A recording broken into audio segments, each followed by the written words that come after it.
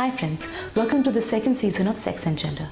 I'll be kickstarting this season by introducing Terminology Mondays, where I'll be picking up different terms related to gender and sexuality and sort of deconstruct them. That is, explain these terms in an easy to understand manner. So I'll begin by talking about misgendering. Misgendering is the act of referring to someone using a pronoun, a word, or any term that does not reflect their correct gender identity. For example, if you refer to a trans woman using the pronoun he, that is an act of misgendering. A lot of activists feel that misgendering is quite problematic in nature. There are many people with non-binary gender identities. Now, what does that mean?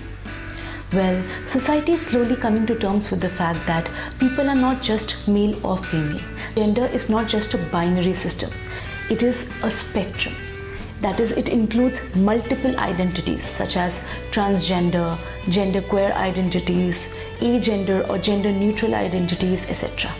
So it's only fair that the words, that the pronouns that we use for people be more than just he or she, him or her. This is where gender neutral pronouns come in. The examples of gender neutral pronouns are they, sie, hen, etc. A lot of people come up with their own pronouns or words, and I think that's quite empowering because at the end of the day, you are choosing how you want to represent yourself to the world. Now, there are 2-3 things that I want to discuss with regards to misgendering. The language that we use can be liberating.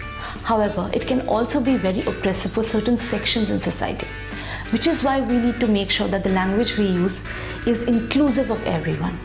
There are many people with grammar-related concerns. That is, they feel that if we use the word they, which is a plural pronoun, for a single person, it's grammatically incorrect. Well, let's just put it this way. Temporary discomfort having to adjust to a particular manner of speaking, which is unconventional. And the daily struggles that certain people face with respect to the kind of discrimination they go through and the erasure that they face in society. I think the latter definitely overweighs the former. And we need to have respect for other people's lived realities.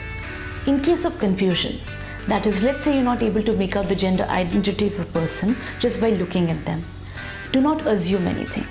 Just be respectful, be polite, and ask them what word would they like to be used for them.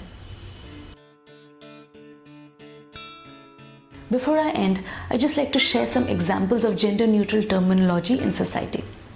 So, in the year 2015, Sweden officially adopted the gender-neutral pronoun hen.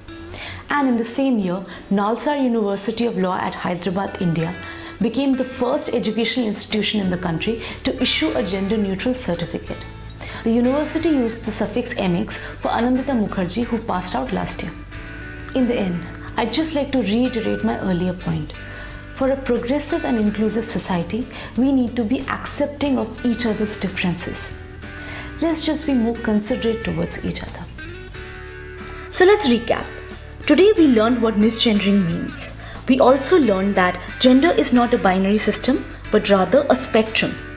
Gender does not include just 2 identities, but multiple ones.